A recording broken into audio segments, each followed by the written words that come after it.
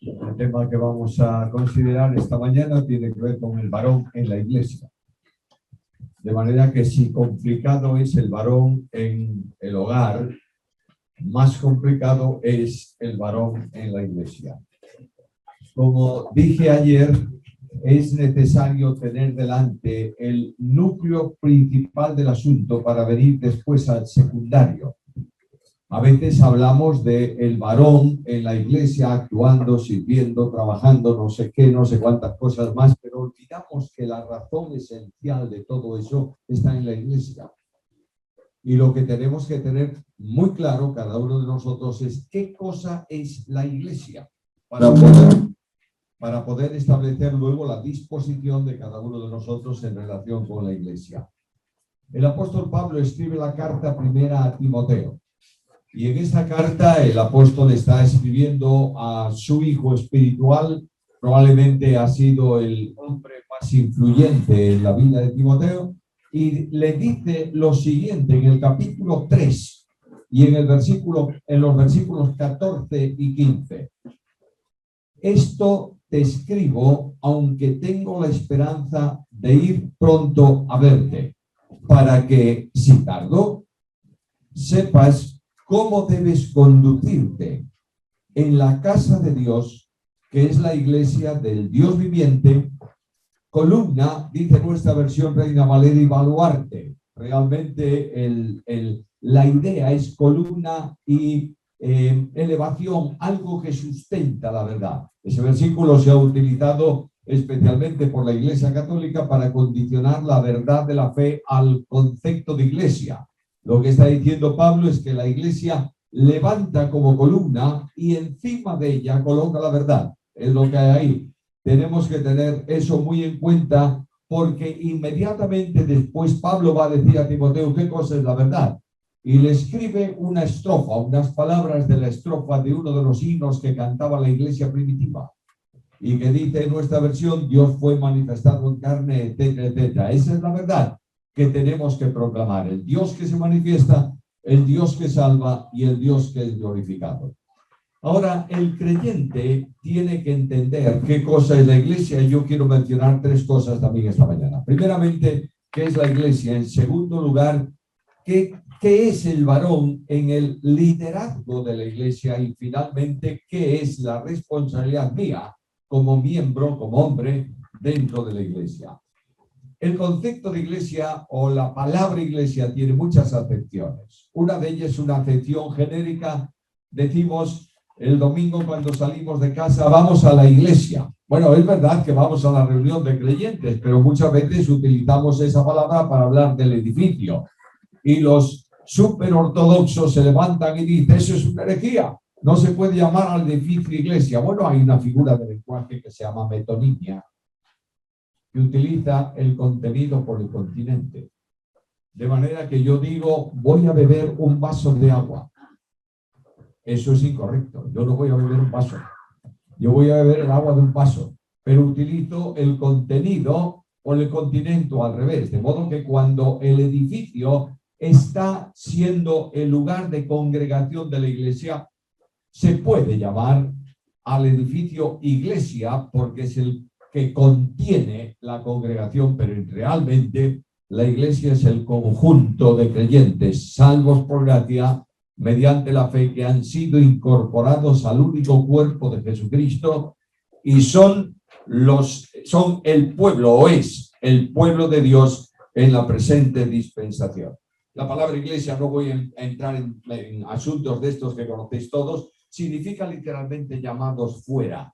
Es un verbo, el verbo llamar, en griego modificado por una preposición antecedente que habla de sacar, llamar para sacar. Por tanto, la iglesia son aquellos que estando en el mundo son llamados por el Padre, salvos por el Hijo, regenerados por el Espíritu Santo, y Cristo dijo a su Padre, no son del mundo, como tampoco yo soy del mundo. La iglesia es un cuerpo de estructura terrenal, digamos así, porque somos hombres, pero de condición celestial. Y la iglesia está sentada con Cristo, ¿dónde? En lugares celestiales. De ahí que el apóstol Pablo, hablando del comportamiento de los creyentes en la carta a los Colosenses, diga: buscad las cosas de arriba.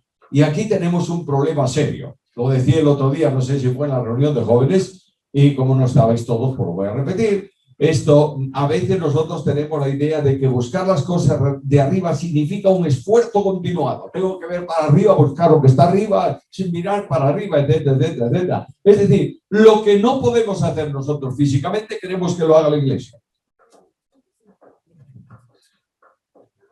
Quedasteis muy extrañados. Si tú caminas en la tierra mirando para arriba, ¿qué pasa? Bueno, haz una prueba. Esta mañana un niño pequeño entró por aquí corriendo, estaba mirando por otro lado y se llevó la columna por delante. Pues naturalmente. De modo que tú caminas y sal ahí afuera y da un paseo así a ver lo que pasa. Te vas a llevar un golpe. Pero la iglesia tiene que caminar por la tierra mirando para el cielo. No, se va a llevar un golpe. Lo que dice el apóstol Pablo es que juntamente con él nos resucitó. Y asimismo nos hizo sentar con él, ¿dónde? Entonces, ¿qué es lo que pasa ahí? Las cosas de arriba. Porque es donde posicionalmente estás. ¿Tenéis mucho problema para verme a mí hoy? No, bueno, los que no tenéis bien la vista, sí tendréis problema. Pero no hay problema porque estoy en el mismo plano que vosotros. Así también la iglesia está sentada con Cristo en los lugares celestiales y no tiene que hacer ningún esfuerzo para ver las cosas de arriba, porque está en su dimensión. Ahora bien, ese cuerpo de Cristo que es la iglesia es un cuerpo santo, porque es el templo de Dios en espíritu. ¿Lo entendemos bien? La Trinidad Santísima ha venido a residir en cada uno de los creyentes, no solo el Espíritu Santo. Cristo está en nosotros y el Padre está en nosotros también. Jesús dijo: todo el que me ama, mi Padre le amará, y vendremos a él y haremos con él morada. Ahora, hermanos, una de las cosas destacables en la ética del hombre, del creyente, en relación con la iglesia, es la unidad de la iglesia. La unidad de la iglesia no es una opción, es una realidad espiritual. De manera que el Señor Jesús ora al Padre, Juan capítulo 17, y le dice, ese capítulo 17, paréntesis, capítulo 17 de Juan es lo que Cristo quiere que sea la iglesia. A veces pensamos que la oración de Juan 17 es una oración intercesora, y es verdad, es intercesora. Que es una oración sacerdotal, también es verdad. El sacerdote eterno está orando al Padre, eso todo es verdad. Pero lo que está ocurriendo en Juan 17 es la oración de un siervo que rinde cuentas de su administración. Y ahí en el versículo 4 leéis: he acabado la obra que me diste que hiciese. Fue enviado con una misión, termina la misión, comparece delante del que le envía y dice: he terminado la obra. Ahora, esta obra trae un resultado y yo quiero decirte cómo quiero que sea el pueblo que va a surgir de esa obra. Y hay 10 condiciones que la iglesia tiene que cumplir, que están en el capítulo 17 del Evangelio según Juan. Una de las más extensas tiene que ver con la unidad. Y Cristo dice a su Padre, permitidme decirlo de esta manera: Padre querido, hemos tenido un pueblo unido por muchas cosas, se ha roto siempre. No es la unidad de 12 tribus que se han juntado por alguna razón. Tampoco es la unidad por conceptos legales que los han quebrantado.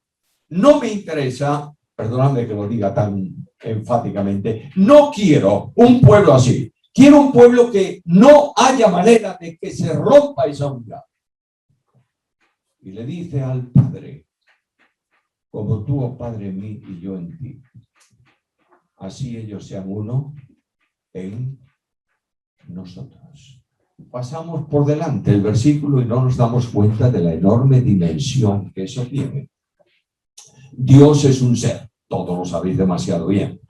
no es una persona, es un ser que subsiste eternamente en tres personas: la persona del Padre, la persona del Hijo, la persona del Espíritu Santo. ¿Esas tres personas son individuales? Sí, el Padre no es el Hijo no es el Padre, el Espíritu Santo no es el Padre y el Hijo, son individuales. Tienen distintivo personal cada una de ellas, pero no son independientes, porque no pueden. Ninguna de las personas divinas, imagínate, perdonad, lo digo con mucha reverencia esto, un día el Padre dice: no quiero saber más de ellas, me voy a otro lado. No es posible. ¿Por qué? Porque participan en la misma vida y esencia. Por tanto, la vida divina es del ser divino, no de las personas divinas que participan en esa vida. Y ese Dios admirable trabaja intratrinitariamente, también esta palabra trabaja, se ocupa necesariamente, intratrinitariamente, en mantener ¿qué cosa? La unidad. Por eso Cristo dice: como esa unidad nuestra, que no puede romperse, quiero que sea la unidad de la Iglesia. Y aquel que es el Padre y que contesta siempre positivamente a lo que el Hijo pide, dice: amén. Y vamos a resolverlo definitivamente. La Trinidad se desplaza y está presente en cada uno de los creyentes, para que el trabajo de unidad trinitario se manifieste en cada uno de los creyentes. Y la esencia de la vida cristiana tiene que ver con la unidad de los cristianos. Hermanos míos, ¿creéis que esto es un desafío? No voy a entrar en el tema. Una de las tragedias de la Iglesia de Cristo hoy en día es la división en la Iglesia. Y una de las tragedias de la vida de Cristo es la dispersión de los creyentes por esas divisiones. Y una de las tragedias de muchas iglesias es el fracaso en que se encuentran cuando parte del pueblo se va de la iglesia, porque son incapaces de vivir en unidad y en comunión. Y eso es pecado. Y quiero deciros que cuando una persona se levanta contra la unidad de la iglesia, está luchando contra el Espíritu Santo de Dios. Solícitos en guardar, ¿qué cosa? ¿La unidad de qué? Del Espíritu en el vínculo de la paz. Dios me libre de dividir una iglesia por capricho personal. Estoy luchando contra Dios. La iglesia comunidad requiere que entendamos que eso es esencial. ¿Me estáis siguiendo? El varón en la iglesia como responsable, ya que somos hombres, las mujeres también tienen esa obligación, pero están en la cocina. Esto, como responsables de eso, tenemos que mantener con solicitud. De otra manera, Pablo dice: la razón de tu vida no sea otra más que mantener la unidad de la iglesia. ¿Entendéis la ética? ¿Por qué? Porque la iglesia no es tuya. Porque la iglesia ha sido comprada al precio de la sangre de Cristo. Cuando no valoramos la riqueza impresionante de la sangre de Cristo, mejor es que nos prediquen el Evangelio para ser salvos. ¿Me estáis siguiendo? No quiero hablaros palabras sencillitas que nos marchemos luego a jugar al campo sin más preocupación. La realidad espiritual es esta: los creyentes son llamados por condición a una vida comunitaria. Y esto es responsabilidad colectiva, por supuesto, pero es responsabilidad individual. Cada uno de nosotros tenemos que actuar de esa manera. Y esa unidad, dice Pablo, ha de ser celosamente guardada. Es decir, tendría que preguntarme yo cada día: ¿estoy manteniendo la unidad de la iglesia o estoy luchando contra la unidad de la iglesia? Por otro lado, la unidad de la iglesia tiene que ser enriquecida. Por favor, Efesios capítulo 4 y versículo 16. Alguien lea el texto bíblico.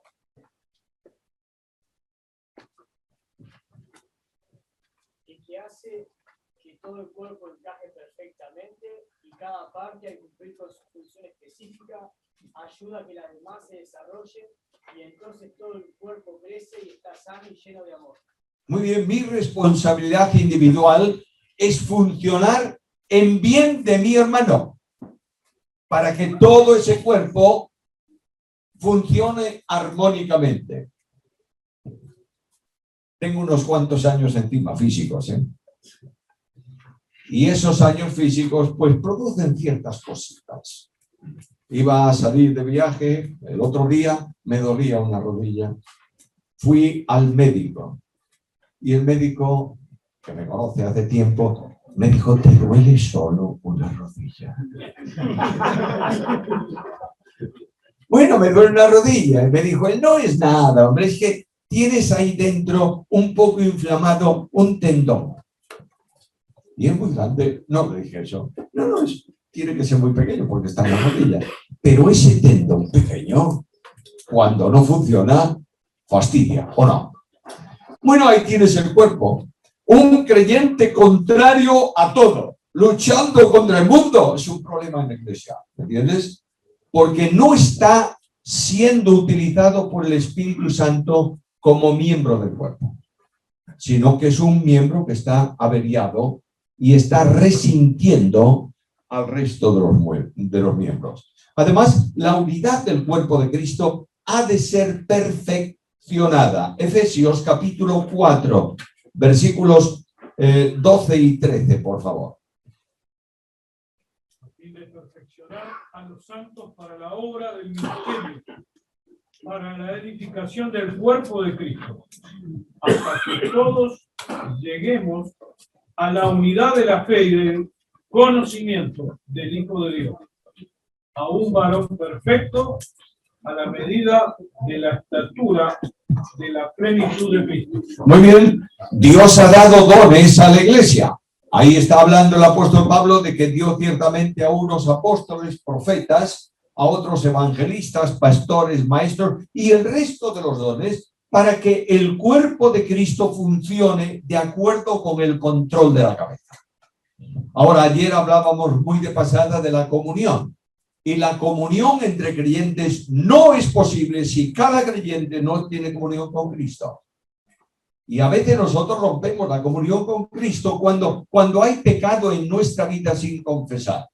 Cuando queremos hacer nosotros la obra de Dios. Yo quiero recordaros con mucha humildad que no puede nadie hacer la obra de Dios más que Dios. ¿Está claro? Porque es la obra de Dios, no es la obra nuestra. A lo largo de 40 años de ministerio pastoral en la misma iglesia, me doy cuenta ahora al final de esa andadura que muchas veces he tenido problemas. ¿Sabes por qué? Porque he querido yo hacer la obra. Y muchas veces Dios me ha frenado y he tenido que retroceder porque la obra de Dios ha de ser llevada por los hombres en oración delante de Dios. Hermanos míos, permitidme que la reflexión de hoy esté saltando un poco sobre los versículos porque no quiero daros un curso de teología de la iglesia, ya lo sabéis. La iglesia de Cristo no puede moverse sin tener seguro lo que Dios quiere y a dónde quiere que se mueva. Por tanto, no es hacer un proyecto de obra. Me encanta hacer proyectos. Yo soy una persona, los que me conocen un poco saben que soy una persona enormemente meticulosa, bien ordenada. Fíjate si soy ordenado, que a veces se ríen de mí. Los que van a la mesa del despacho, yo tengo mi lápiz colocado en ese sitio, el blog en este otro. ¿Por qué? Porque me gusta así. Y me gusta planificar. Me es muy difícil decir, voy a ir a tal sitio, ¿qué vas a hacer? Pues no lo sé. Pues no, yo quiero saber lo que voy a hacer. Pero en la obra de Dios, los planes de los líderes de la obra y los planes de la iglesia en general deben ser hechos. Hay que hacer planes, hay que planificar. Una iglesia sin plan es una iglesia, una pobre iglesia, pero ha de ser llevado el plan a la presencia de Dios. Y los líderes de la iglesia, como varones de Dios en la congregación, tienen que pedir a Dios, Señor, ¿qué quieres que hagamos? Y no te muevas de ese lugar mientras Dios no te indique a dónde quieres ir. Si no quieres fracasar. Pongo un ejemplo simple. Estamos abriendo, por la gracia de Dios, una nueva iglesia en un punto cercano a Vigo. En ese punto, un pueblo que se llama Redondela, en ese punto, la iglesia estuvo trabajando para abrir obra 100 años. Nadie diga, mira, está diciendo una cifra. 100 años físicos. De manera que 40 años después de que la congregación comienza, se va a ese punto. ¿Para qué? Para abrir una obra. 1 año, 2, 10, 20, 30, 40, nada. Nada de nada, de nada. Y el liderazgo de la iglesia un día dijo, mira, el grupo de evangelismo propone abandonar Redondela e ir nosotros sí. Bueno, hagámoslo. Y un miembro del consejo dijo, bien, vamos a otro sitio. Pero ¿por qué no hacemos un mes de oración por Redondela? Y si el Señor no indica nada, nos vamos de Redondela. Este es nuestro plan. Un domingo por la mañana entro para el culto y el servicio de puertas de ese domingo me dice, mira, hay aquí un señor que habla contigo. ¿No? Lo saludo, le pregunto qué es y él me dice, mira, yo soy un creyente de la Iglesia Bautista de Bilbao. Bilbao es una ciudad del norte de España. Soy ingeniero naval y mi empresa me ha desplazado aquí a Vigo porque vamos a construir 3 barcos en un astillero. Bueno, fantástico. ¿Puedo reunirme con vosotros? Claro, cómo no. Por supuesto, cómo no, bienvenido. E inmediatamente, cuando hay una persona que viene nueva, o sea creyente o no, pero que viene nueva, lo incorporamos, procuramos que se incorpore a un grupo de hogar. Y yo le pregunto, para esto mismo, ¿en dónde vives? Y él me dijo, en Redondela. Y yo digo, ¿en qué número? Porque en Vigo hay una calle que se llama Redondela. Y dice, no, en el pueblo. ¿En Redondela, pueblo? Sí. ¿Y cómo vives en Redondela? Y dice, porque estoy cansado de ciudad. Muy bien. Y le conté. Y sabéis, dijo él, mi casa está abierta para abrir un grupo de conexión en Redondela. Ya hay 13 personas bautizadas de Redondela. Es el tiempo de Dios y es la hora de Dios. ¿Te das cuenta? Estamos muy hartos de ver fracasos en las iglesias por caprichos de personas. Y es hora de rectificar la marcha y de decir al Señor, Señor, ¿qué quieres que haga? Pablo planifica, no digo que no se planifique, hay que planificar. Pablo planifica, quiero predicar el Evangelio en Gaza. ¿Qué dice el Espíritu? No. No. Y así sucesivamente hasta que un día el Señor le dice, no es ahí donde quiero que tú vayas, tienes que venir a Europa. Y ahí comienza la evangelización de Europa porque Dios es el Señor de la obra. ¿Lo entiendes o no? La primera gran responsabilidad es depender de Dios, señores. Y dedicar tiempo a orar para que el Señor conduzca por medio de nosotros su obra. Ahora, el líder ya está en la congregación, perdón, el hombre ya está, el varón ya está en la congregación y Pablo habla de un comportamiento concreto. Y le dice, no te olvides que tienes que conducirte y debes conducirte de una determinada manera. ¿En dónde? En la casa de Dios. ¿Tienes este concepto claro de iglesia? La iglesia de Dios no es la iglesia en la calle no sé qué, solo es su iglesia.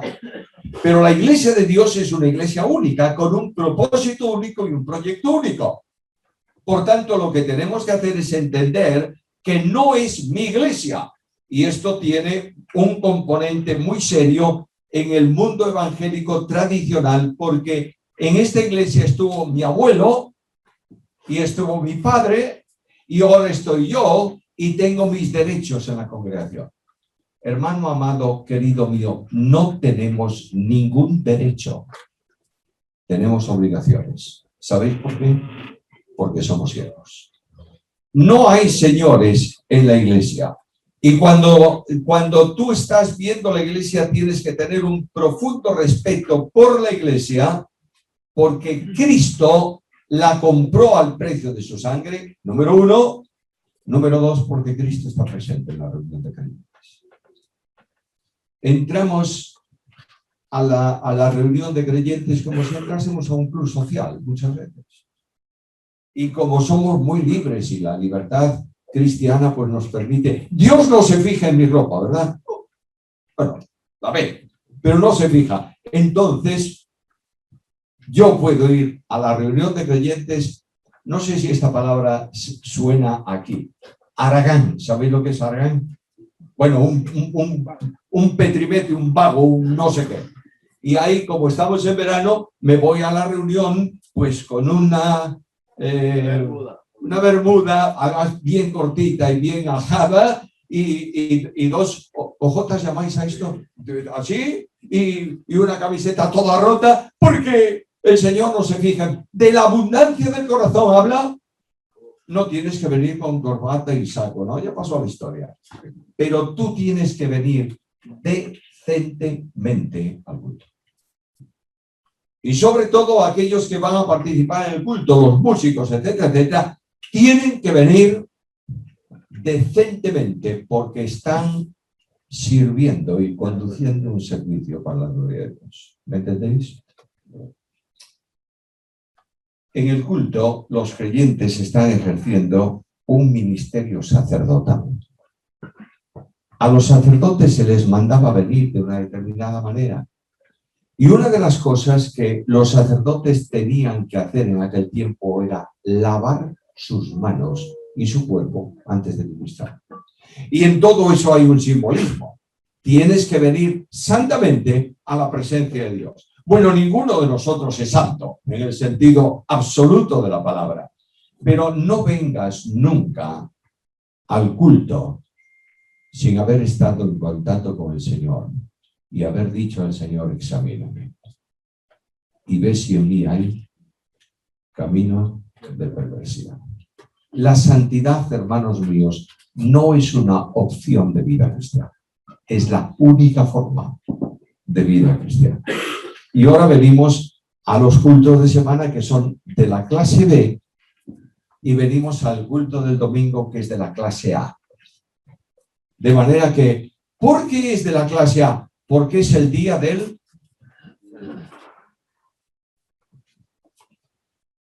Qué cosa más curiosa. El domingo no le llama la Biblia en ningún lado día del Señor. Y cuando lees en Apocalipsis estaba en el día del Señor, es que estaba pensando en el día de Jehová, en el día de la tribulación, en el día de la ira. Probablemente Juan tenía la profecía de Joel consigo y estaba leyendo y estaba pensando en estas cosas. Ahora bien, el creyente no tiene un día especialmente dedicado. Los días del creyente, todos ellos son del Señor. ¿Sabes por qué? Porque te ha comprado. De modo que Dios santifica todos los días para que tú, como sacerdote, ministres y le sirvas. Pero indudablemente el domingo, en donde la congregación viene habitualmente, el hombre de Dios tiene que venir santamente pensando en el Señor y ayudando a sus hermanos, estando en plena comunión con ellos. Hermano mío, déjame decir las cosas con mucha seriedad. Si tú no tienes comunión con tus hermanos, no debes participar de la cena del Señor.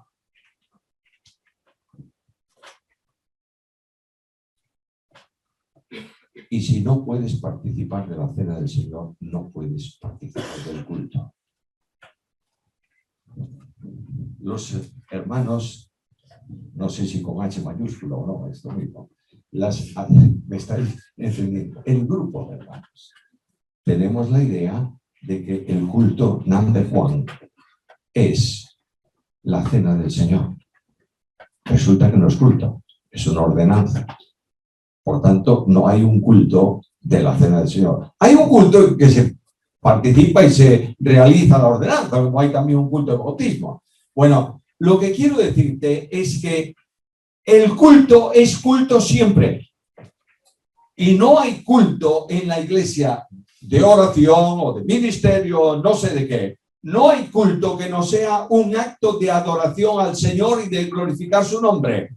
Por tanto, los creyentes tenemos que venir en disposición santa para estar en la presencia del Señor.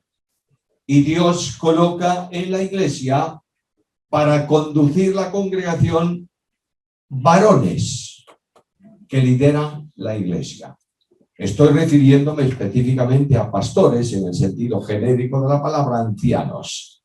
Ahora, a esos hombres a quienes Dios da los dones que Él quiera como personas, los ancianos tienen unas exigencias, los varones ancianos tienen unas exigencias para ejercer la función de anciano. Todos vosotros conocéis muy bien que una cosa es el don de pastor o de maestro y otra cosa es el oficio de anciano. Anciano es un oficio. Pastor es un don.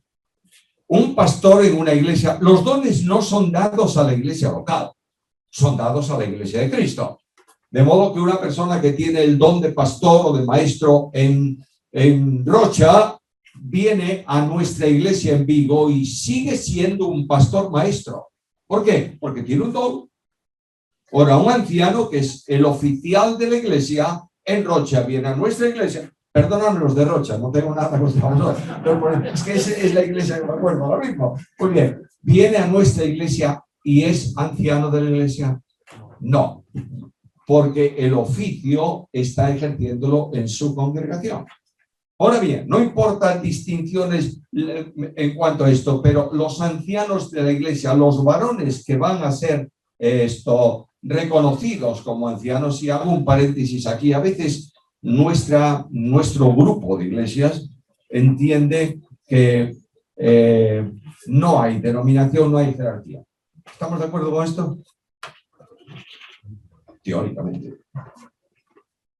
Pero no hay duda ninguna que hay, generalmente, hay un grupo que manda y un grupo que obedece.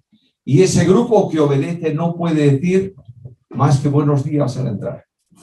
Pero yo me voy a Hechos de los Apóstoles y veo a los ancianos y a los apóstoles encargando a la iglesia que busquen y elijan diáconos. ¿Es así o no es así? Sí, está ahí. Claro está, no puede haber una votación para diáconos y decir este es mejor, aquel es mejor, yo me presento. No. Lo que los apóstoles dan son unas características que tienen que reunir. Y sobre esas características la iglesia reconoce a los que tienen esas características, pero la iglesia tiene algo que decir.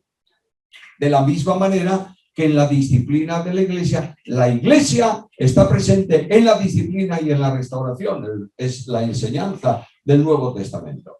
Ahora bien, los líderes de la iglesia, los varones de la iglesia tienen en las epístolas pastorales una serie de requisitos que no son dones, son requisitos personales.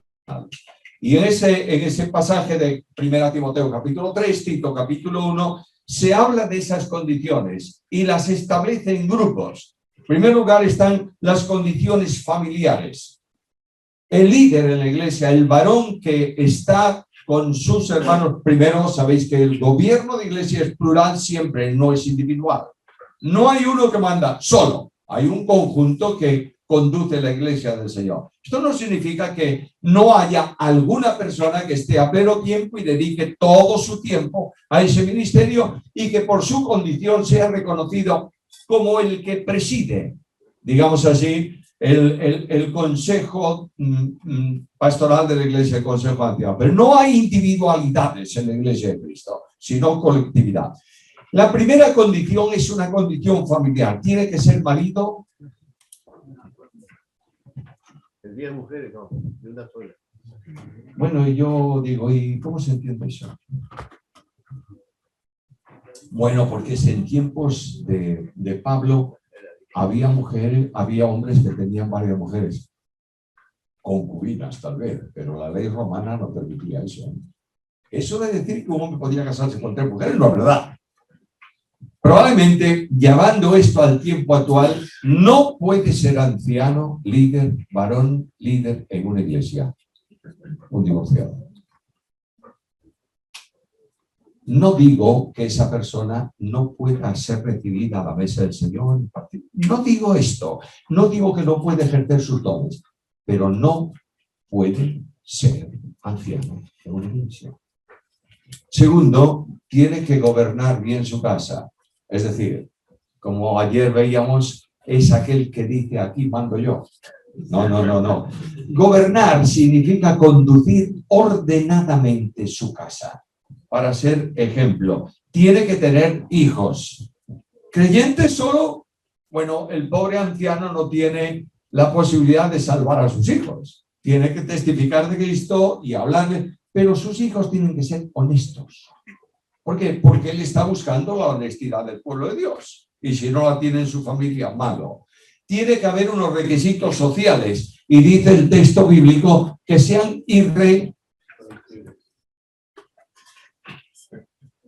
¿Y quién es irreversible? Bueno, nadie alcanza la perfección, pero lo que dice es que no tengan asuntos que puedan ser señalados con un dedo. Esta persona es así. Bueno, ya es un problema para el liderazgo de la iglesia. Tienen que tener buen testimonio en la iglesia. No, Pablo dice todo lo contrario. Dice buen testimonio de los de afuera, es decir, del mundo. Ahora, yo soy un anciano de la iglesia y me dedico a la venta de techos para las casas. Y anuncio que mi producto es lo mejor de la tierra. Y vendo el producto. Y resulta que es una porquería. Y lo ponen en el techo y a los 3 días está la casa llena de goteras. Y me pongo a hablar de honestidad y entra el propietario de la casa. ¿Qué te parece? Pues no puede ser. Tiene que tener buen testimonio de los del mundo y tiene que tener también un requisito de conducción, apto para enseñar. No quiere decir que los ancianos todos tengan que tener el don de maestros. No. Si los tienen, fantástico. Pero lo que tiene es que poder dar respuestas bíblicas a las necesidades del rebaño. Viene un creyente y dice, ¿qué te parece esto? ¿O cómo hago esto? Y la respuesta genérica, habitual, es esta. A mí me parece que, perdóname, a mí no me importa lo que te parezca a ti. Me importa lo que dice la Biblia y tú me lo dices a mí. No tiene que ser un expositor, pero tiene que tener la Biblia en sus manos con conocimiento suficiente para dar respuestas a los problemas que hay en la congregación. Las ovejas no son para alimentarlas con migajas, sino para estar al lado de ellas y responder a los problemas que cada uno de ellos puede tener. ¿Está claro? Ahora, cuando yo paso esto, vengo a la ética del oficio. Y lo primero que encuentro es que, según Carta de Pedro, capítulo 5, versículos 1 al 4, los ancianos, los pastores de las iglesias tienen que hacer el pastorado, ejercer el oficio por voluntad. Voluntariamente y no por dureza. Lo tienes en el versículo 2. El anciano, el pastor en la iglesia, tiene que buscar dar más que recibir. Tiene que ser persona humilde. ¿Por qué? Porque están siguiendo al gran pastor de las ovejas. No puede ser anciano una persona que discrepa de la forma en que Cristo hacía las cosas. La arrogancia es un pecado.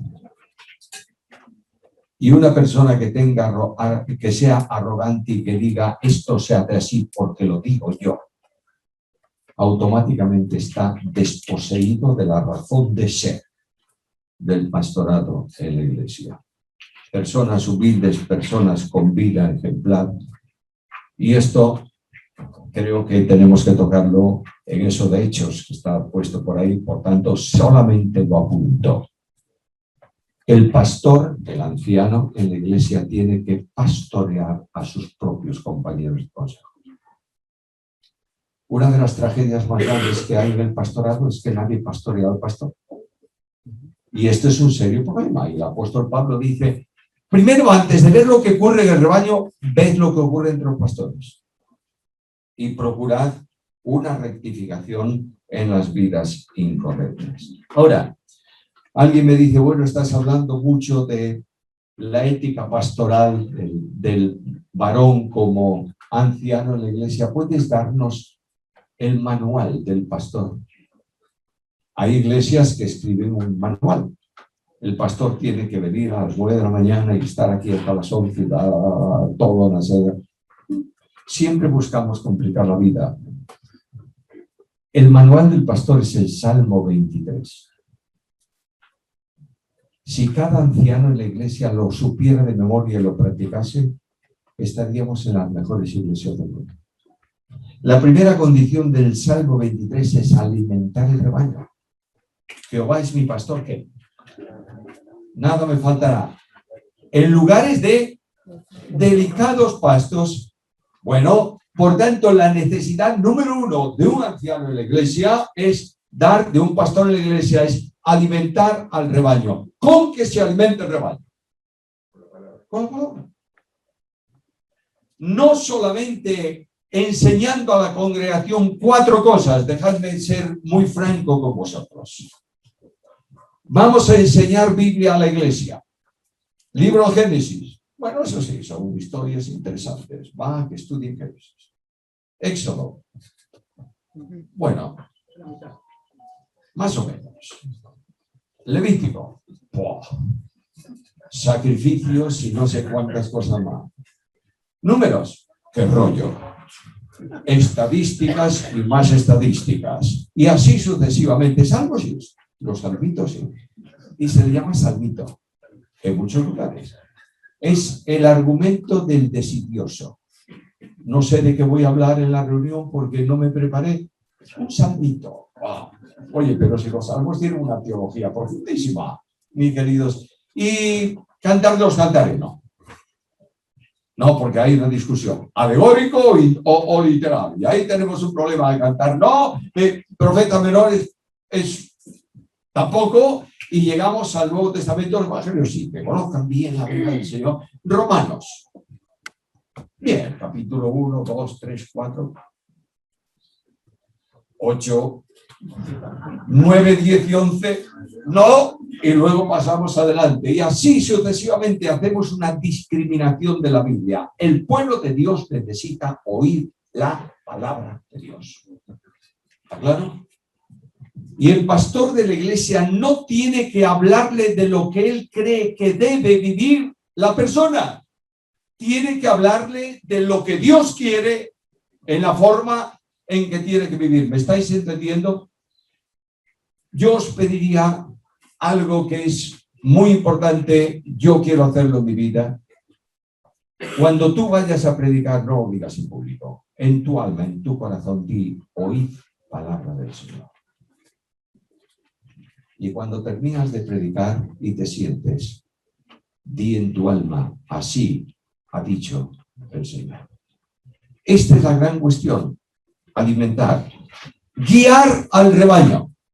Señor Jesús dijo que mis ovejas me siguen, ¿por qué? Porque conocen mi voz. Es decir, le habla y ellos lo entienden. La conducción del rebaño es imprescindible, dando respuestas a las necesidades de cada persona. No todos son iguales. no todos tienen las mismas necesidades. Hay ovejas muy díscolas. Aquí tengo delante de mí a una persona que conoce muy bien a un hombre de su tiempo que tenía un rebaño grande de ovejas. Claro, en medio de ese rebaño de ovejas también llevaba unas cuantas cabras, y eran muy distintas, pero él sabía cómo tenía que tratar a cada una de las ovejas, y en más de una ocasión yo le he visto ayudar a una oveja a subir y saltar un muro, porque tenía una necesidad especial. No puedes ser anciano de una iglesia si no conoces a todo el rebaño que tienes. ¿Y cómo conoces el rebaño? Hablando con él. Entrando al diálogo personal. El Salmo habla de el Señor está conmigo, aunque ande en valle de sombra de muerte, no temeré mal alguno, porque tú estás conmigo. Acompañar a la oveja. Y esto exige tiempo de visitación y tiempo de cuidado. En el mundo de hoy, al menos en nuestra ciudad, en Vigo, no vayas a visitar a los creyentes que no necesitan. Porque los creyentes, muchos de los creyentes, salen de su trabajo, vienen de la fábrica, están cansados y llegan a casa y lo que quieren hacer es sacarse los zapatos, ponerse pantuflas y estar quietecito, y llega el pastor ahora. ¡Pum! ¿Qué tal estás? Estoy muy bien, hombre, déjame paz, vaya usted que no tengo ningún problema. No fastidies al rebaño. Pero lo que sí tienes que tener mucho cuidado es estar al lado de ella en el momento necesario. Una de las formas de pastoreo moderno, digamos así, es que la oveja no se sienta el número 304 del rebaño. Que sea Juan Pérez y que tiene unas características especiales. Y resulta que Juan Pérez no vino a la reunión. Bueno, no habrá querido. La siguiente, Juan Pérez tampoco vino. Bueno, ¿y qué? Ya lo veré el domingo. Y el domingo no vino Juan Pérez. Bueno, voy a ver si voy a visitarlo a su casa. Esta semana la tengo muy liada. Hay algo muy sencillo. Juan Pérez tiene teléfono. Llama a Juan Pérez.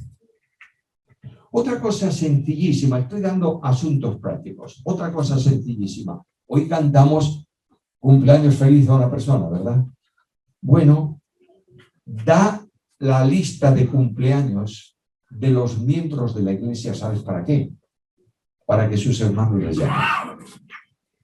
Y resulta que no es el 312, es Luis López que tiene cumpleaños hoy. Y el pastor tiene que estar, los ancianos tienen que estar atentos a todas esas cuestiones del rebaño. Además, dice que unge mi cabeza, está confortando mi alma, ¿verdad? Cuidando de mi alma. Confortar significa alentar y animar. El cuerpo de Cristo y los creyentes necesitan mucho más aliento que reprensión. La Biblia no es el manual de la reprensión, es el libro de la gracia. ¿Cae un hermano? ¿Cae un hermano? Claro que sí. Ese hermano que ha caído necesita urgentemente la asistencia pastoral para levantarlo. Y un hermano que tiene un problema espiritual y es confrontado espiritualmente necesita que esa mancha, como Cristo hizo con el lavamiento de los pies, que esa mancha sea confrontada con el agua de la palabra y secada después por el cariño del pastor. No puedes estar contento en el culto si sabes que hay una oveja que no ha venido porque tú la has tratado incorrectamente. ¿Me estás entendiendo? No sé cómo puede haber en el mundo evangélico, y los hay, pastores ancianos que se llaman pastores o ancianos y que saben que por su comportamiento incorrecto hay muchas ovejas lejos no de su iglesia, sino metidas en el mundo. Y siguen siendo ancianos. Tendrían que preguntarse si tienen a Cristo en su vida. ¿Me estáis entendiendo esto? Perdonadme la franqueza, pero esto es una enorme necesidad. Y el Salmo 23, ¿cómo termina? Ciertamente el bien y la misericordia me seguirán. Que la oveja mire hacia atrás y vea que el bien y la misericordia ha estado con ella. Que debajo de sus pies tiene pasto delicado para cada día. Y al final, la casa del Padre. Mientras tanto, haz para el rebaño un hogar en donde se encuentren felices. Qué ética sencilla que tiene que ver con los varones, porque las mujeres, a la luz de la Biblia, no pueden ejercer autoridad, por tanto, no deben ser, en el sentido técnico de la Biblia, ancianas. Bueno, ancianas sí, porque se van de años, pero no ancianas en el sentido bíblico, ni pastoras. Ahora, proveer calor de hogar. Hay otras manifestaciones, y la Biblia dice que tienen que amonestar ¿a quién? A los ociosos. Bueno, de estos son aquellos que se niegan a trabajar pero quieren comer. ¿Recordáis el tema de Tesalonicenses, verdad? Y Pablo le dice, el que no quiera trabajar. Bueno, pero esa traducción parece un condicional. ¿Tú no quieres trabajar? No, señor. Bueno, pues no comas, pero yo quiero comer. Y además, estos que no trabajan, en tiempos de Pablo, eran muy espirituales. Visitaban las casas para alentar a las familias sobre la venida del Señor. ¡El Señor viene! Hermano, ¿comiste hoy? No, pues come, ya está. El vago ya alcanzó la comida de hoy, vamos a buscar otra comida para la noche. Lo que dice Pablo es, no le des de comer al vago. A ver si con hambre empieza a aprender a trabajar. Tenemos que tener una ética bíblica consecuente con el texto bíblico. Ahora, tú eres un varón en la iglesia y no eres anciano. Y tus dones no son tampoco muy espectaculares para que la gente te vea. ¿Qué tienes que hacer como varón en relación con los líderes de tu iglesia? Bueno, fastidiarlos. Y hacerles la vida bien amarga, porque para eso son ancianos o pastores. Y si están a pleno tiempo, todavía peor, porque el sueldo justifica que le hagas pasar morada. Lo primero que la Biblia te dice es que tú tienes que reconocer a los líderes de la iglesia. Segundo, tienes que orar por ellos. ¿Lo haces? Quiero preguntarte como hombre, como varón, ¿tienes una lista de los ancianos de tu iglesia y oras mencionando su nombre cada día por ellos? Tienes que obedecerlos. No son autoridades los ancianos. Ejercen la autoridad bíblica. Por tanto, cuando un anciano dice esto es blanco, es porque lo ha tomado ¿de dónde? De la Biblia. Si no lo toma de la Biblia, yo no lo obedezco. Está claro. A mí lo que le guste a él, tienes que ponerle una corbata azul. Bueno, te gustará a ti. Lo dice, es que lo dice Pedro en 2:24. Si lo dice Pedro es otro tema. Pero si lo dices tú, no. Quiero decir que no digan nunca los líderes a la iglesia nada autoritativo que no descanse en qué. En la palabra. Por tanto, tengo que obedecerlos. ¿Por qué? Porque ejercen la autoridad de la Biblia. Los ancianos no son autoridades, vuelvo a recordarlo. En la Biblia solamente hay 3 autoridades en la iglesia. La palabra de Dios, única norma de fe y conducta. Cristo, la cabeza de la iglesia. El Espíritu Santo, el vicario de Cristo. El resto no son autoridades, pero ejercen autoridad cuando abriendo la Biblia dice, señores, tenemos que hacer esto porque lo dice aquí. Y estas personas tienen que ser obedecidas. ¿Algo más? Sostener a los que sirven a pleno tiempo.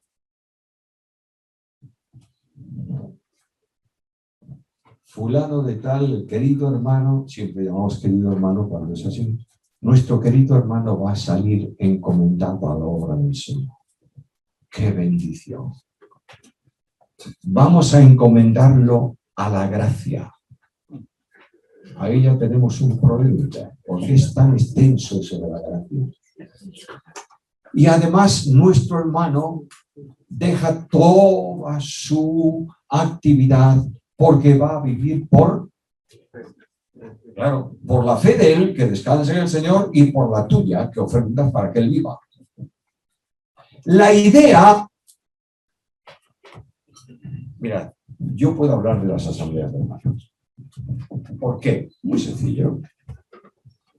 Mi tatarabuela, primera mujer salva en la familia, yo soy la quinta generación, era de las asambleas de hermanos. Mi abuelo materno, 25 años sirviendo en España a pleno tiempo, llevando Biblias por toda la nación, ¿a qué pertenecía? A la asamblea de hermanos.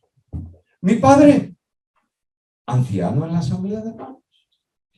Y yo nací en los tiempos posteriores a la Guerra Civil Española, porque mis padres tuvieron que trasladarse a vivir al apartamento, al piso que había en el edificio de la iglesia en Vigo, porque cuando venían los falanges cantando por la calle, con antorchas y banderas y tal y cual, podían entrar en el local y ocuparlo.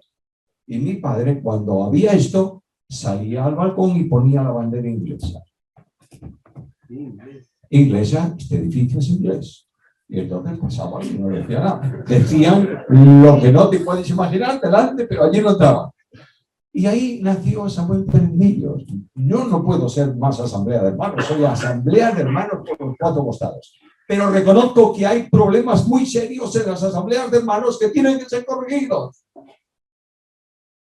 Y uno de ellos es el salario, el sueldo de los que están a pleno tiempo. ¿Lo dice la Biblia? Sí, señor. El apóstol Pablo habla de salario, ¿o no? ¿Sí o no? Y la Biblia en el Antiguo Testamento dice, no pondrás bozal. Ahora, estamos atendiendo realmente a los que están sirviendo a plena obra para que vivan dignamente. Bueno, con que se compre un par de zapatos al año es suficiente, pero tú te compras uno cada semana. Estoy exagerando, ¿entendéis? El pastor a pleno tiempo en la iglesia tiene que tener la familia modelo, ser ejemplar, pero tiene que predicar la Biblia de forma más dinámica cada vez y más profunda, ¿sí o no? ¿Sí? Sí. ¿Y los libros para estudiar qué? Internet. Internet, bajando los libros que otros piratean. Esa es la ética cristiana. De manera que lo que tenemos que entender los varones que de alguna forma administramos la familia es que tenemos que ofrendar, ¿o no? La ofrenda, hermanos queridos, no es algo que tenemos que resolver el domingo. Es un sacrificio espiritual que tenemos que dar previa preparación. Bueno, voy a saltarme todo lo que queda aquí porque si no va a ser un problema. No, por favor, no. Sí, no, sí. no. Voy a un poco más. Hay un poco más, pero quiero cambiar de tercio. A ver si yo soy capaz de encontrar lo que estoy buscando. Estoy pensando, yo soy enemigo de la...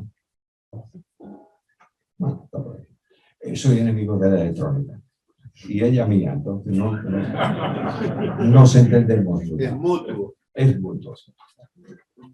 Esto, una de las cosas que el varón tiene que tener muy clara como responsable de su familia, como ejemplo en la iglesia, como miembro de la congregación, es la consagración.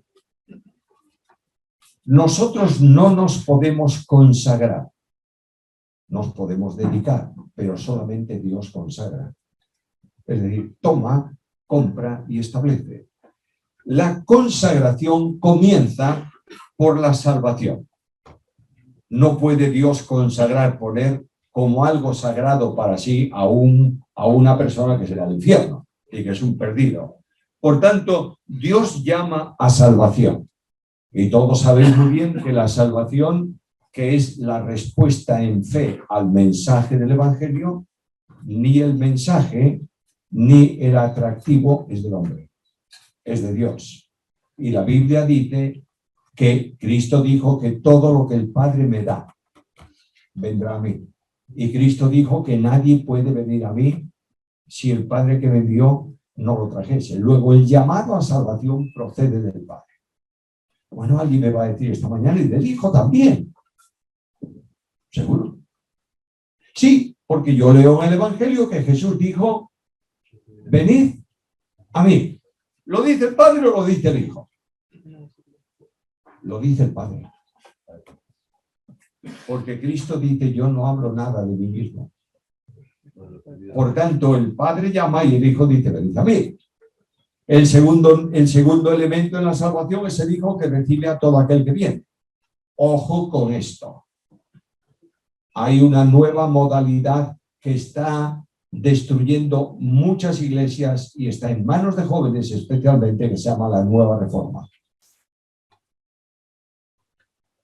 Y que dicen que Calvino dijo lo que Calvino no dijo nunca. Y que enseñan que Dios en la eternidad escogió a algunos para salvación y escogió a otros para condenación. ¿Lo encuentras en la Biblia? La Biblia dice que Cristo murió por todos. Y Pablo dice que es el Salvador de todos los hombres, mayormente de los que creen. Por tanto, el Dios de la gracia hace salvable a todo hombre por la potencialidad de la obra del Calvario. No habrá nadie nunca ante el trono blanco que diga a Dios, tú lo hiciste bastante para mí. Lo que Dios le dirá es que tú has sido un rebelde, pero yo he hecho bastante para ti. Bueno, esto es otro tipo de teología. Pero lo que quiero decirte es que una vez que tú has creído en Cristo y el Espíritu Santo te ha incorporado a Cristo, Cristo te ha consagrado. Tienes el gran privilegio de ser instrumentos en las manos de Dios. ¿Y qué tienes que hacer? Pablo lo habla en Romanos 12:1. Hermanos, os ruego por la misericordia de Dios que presentéis vuestros cuerpos en sacrificio vivo. Es decir, Señor, aquí estoy para ser quemado para gloria de tu nombre. Por tanto, como víctima, no puedes rehusarte a entregarte incondicionalmente al Señor. Claro está. El Señor puede tenerte en la selva predicando el Evangelio a personas y viviendo muy tremendamente, o puede tenerte en la oficina de tu departamento en donde trabajas. En cualquier sitio, tú eres un sacrificio vivo al Señor. Y tienes que estar sirviéndole y glorificándole. A veces el trabajo en el mundo laboral es muy complicado, ¿verdad? Sí. Y lo pasas mal. Estaba una vez en Houston. Mi esposa Esther y yo trabajamos varios años ayudando a la fundación de aquella iglesia, Asamblea de Hermanos en Houston, una iglesia que cuando fui la primera visita tenía 80 miembros, más o menos, y la última vez que estuve allí tenía más de 600 miembros en comunión, una iglesia que creció. Yo estaba ahí y un domingo por la tarde, un día de semana salíamos de la reunión y estaba un hermano de la iglesia esperándome. Me dijo, bueno, ya te dije que venías a cenar con nosotros hoy, ¿verdad? Sí, lo dijiste. Pues vamos. Subimos al automóvil y salió como alma en pena, como si fuese un gato corrido por un perro. Salimos del coche, ¡oh! Yo dije, guau, ¿qué le pasa a este? Llegábamos a las esquinas, había stop, todos contra el vidrio. ¡Oh! Y yo le dije, te veo un poco estresado hoy, ¿qué te pasa? Dice que estoy harto. ¿Harto de qué? Del trabajo. Bueno, ¿y en qué trabajas? Trabajaba, era delineante, trabajaba en una petrolera y dice, ¿tú sabes cuál es mi trabajo? Llego por la mañana, me meten en el box, en el cajoncito que es mi oficina, viene la secretaria, me trae un montón de planos para que rectifico, imprimo, me trae más planos, rectifico, imprimo, más planos, así todos los días. Estoy harto. Bueno, le dije yo, ¿y hablaste con el jefe? Sí. Y me dijo que si no estoy a gusto que me vaya. Y dije, ¿qué jefe es ese? El jefe de la empresa. No, ese no es tu jefe. Tu jefe está allí arriba. Y dije su nombre, dijo, fulano y tal, a la oficina de los planos porque ahí te necesito. Estás cedido por él al trabajo. Pasó el tiempo, me dijo, lo voy a pensar. Pasó el tiempo. Fuimos al año siguiente, mismo hombre, distinto coche, pero mismo hombre. Y salimos dice, ¿vienes a cenar conmigo? Feliz. Subimos al coche, música. Dije yo, y me acordé de aquello y le dije, ¿qué tal el trabajo? Dice, fantástico. ¿Cambiaste de empresa? No, estoy en la misma. ¿Y cambiaste de departamento? No, estoy en el mismo. Le dije yo, ¿y sigues haciendo planos y imprimir? Sí. ¿Y el cambio? Dije, es que me he dado cuenta que el jefe me quiere ahí. Bueno, si él me quiere. La vida cambia en la medida en que tú sepas que Dios te ha consagrado. La realidad del compromiso en sacrificio vivo que es agradable a Dios y que es tu culto racional. Culto no es reunirse para cantar y para orar. Culto es tu vida y la mía permanentemente para la gloria del Señor. ¿Lo entendéis? Yo sé que lo entendéis. El compromiso cristiano afecta el área personal y la Biblia dice que todo aquel que no renuncia a mujer e hijos y madre y hermanos y lo que posee y aún su propia vida, ¿qué dice? No dice, no debe, ¿verdad? No puede. Bueno, entonces yo tengo que decirle a mi mujer, ¡ni me hables! Hoy tengo que repartir folletos. Y cuando viene mi hijo por ahí me dice, papi, ¿qué te parece? ¿Podríamos? No, porque hoy hay una reunión en la iglesia no sé cuánto y primeramente es eso que tú. Bueno, no se lo decimos así, pero lo decimos. Porque el Señor me dice que tengo que renunciar a todo. No seas necio. Lo que te está diciendo el Señor es que coloques todas tus cosas en un segundo término y a Él en primero. ¿Me sigues? ¿Cristo atendió de su familia o no? Pregunto. Era el hijo del carpintero y Él era carpintero. Y en la cruz Cristo dice a su discípulo, cuida de mi madre. ¿Lo dice o no? Bueno, luego la familia tiene una enorme importancia. Lo que está diciendo el Señor es que el que no toma su cruz cada día y viene en pos de mí, no puede ser mi discípulo. Y ahora entramos en esto y yo quiero terminar, porque quiero que disfrutéis del campo esta mañana. ¿Qué es tomar la cruz?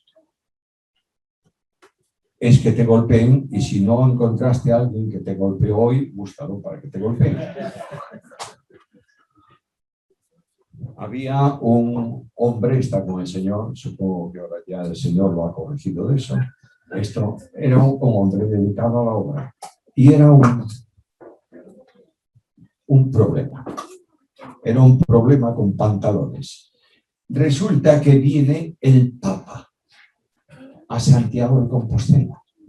Y tú sabes lo que pasa el día anterior a la venida del Papa. el servicio de seguridad desplegado por todos lados, la policía, y de pronto este hermano y otro se van a la puerta de la Catedral de Santiago y empiezan a repartir un folleto. ¿Sabes cómo se titulaba el folleto? El Papa es el Anticristo.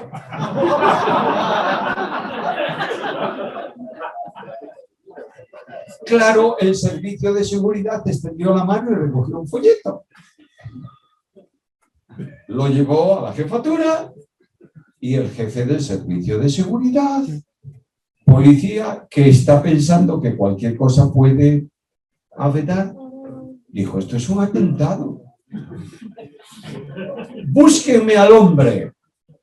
Allá van, lo agarran a él y al socio y lo llevan a la comisaría.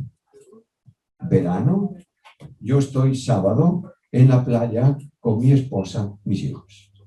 Suena el teléfono. ¿Es usted Pérez Millos? Sí. ¿Es usted el secretario de las iglesias de Galicia? Sí. Espere que le paso con el gobernador civil de La Coruña. Yo dije para mí, ¿se habrá convertido este hombre? No. Me pone y digo: mire ¿usted conoce a fulano de tal? Sí, conozco. ¿Y a este otro? También. ¿Están haciendo esto tal? Los tenemos de tener. Le dije: suéltelos. Son más inofensivos que una gallina, déjenos, no. Y no, mire usted que es muy serio. Muy serio. Yo, en fin, no le puedo decir nada a usted es el gobernador, pero yo los dejaría marchar. Ahí está. Y salen por la puerta de la comisaría. ¿Sabe lo que hace? Agarra el folleto y le dice al comisario: sélleme el folleto. Y digo: ¿cómo sélleme el folleto? Sí, porque no pueden detenerme por el mismo delito 2 veces. Y el comisario le dijo: le voy a cerrar a usted hasta que se vaya el Papa el lunes. Fue el domingo al culto. Qué bendición haber sufrido por Cristo.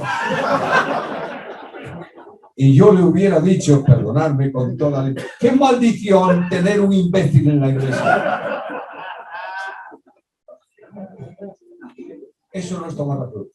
Eso es ser un necio. Pero tomar la cruz es...